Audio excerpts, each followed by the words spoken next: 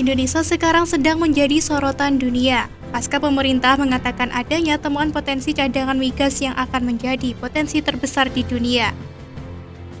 Atas temuan potensi itu, kabarnya perusahaan raksasa migas dunia yang sempat menyatakan hengkang bakal balik lagi ke Indonesia. Kementerian ESDM mengatakan adanya potensi temuan di wilayah kerja migas Andaman yang berlokasi di lepas pantai Aceh, terutama Blok Andaman 2 yang dikelola oleh perusahaan Inggris Premier Oil dan Blok Andaman 3 yang dikelola oleh Repsol dalam masa pengeboran.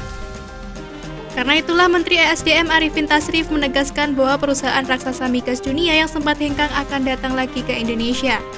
Salah satunya disebabkan dengan adanya potensi temuan sumber daya migas di Blok Andaman 2 yang juga menjadi faktor pendorongnya. Kedua, dengan adanya krisis energi yang dialami saat ini. Menurut Arifin, hal tersebut ia ketahui ketika pihaknya melakukan roadshow ke berbagai negara.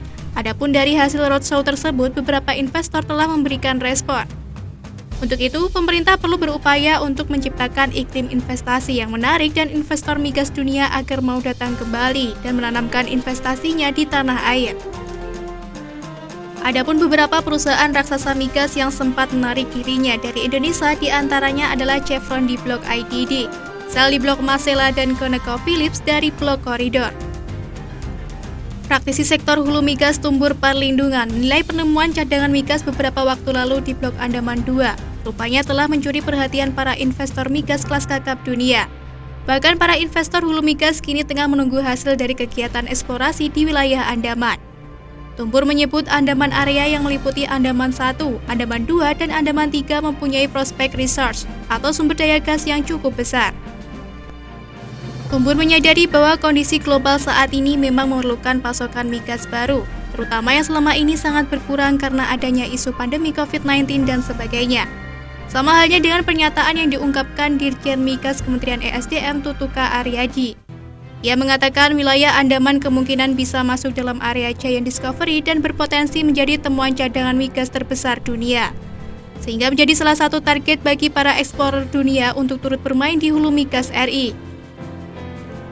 Terutama jika Repsol selaku operator Blok Andaman 3 kembali mengulang kesuksesan yang dilakukan oleh Premier Oil di Andaman 2.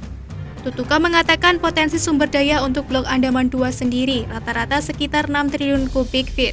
Ia pun optimistis jika potensi sumber daya Blok Andaman 3 tidak akan jauh dari potensi Andaman 2. Di sisi lain, Dewan Energi Nasional menyampaikan cadangan minyak Indonesia diperkirakan hanya bertahan sampai 9 tahun saja.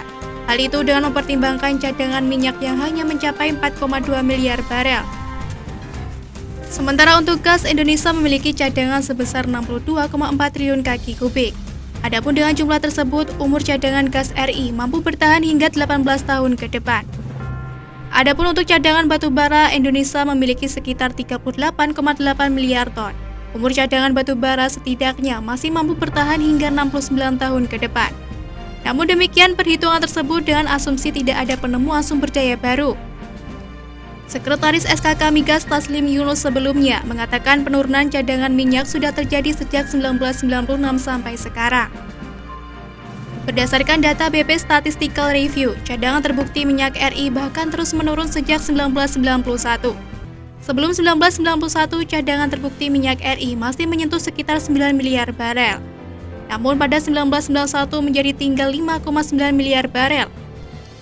Lalu di tahun 1994 sekitar 5 miliar barel, dan pada tahun 2002 turun lagi menjadi sekitar 4,7 miliar barel.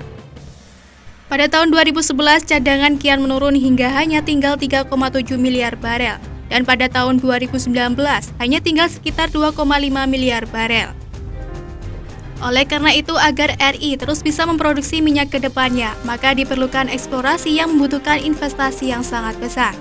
Sementara sejak 2014 diketahui investasi untuk eksplorasinya terus menurun.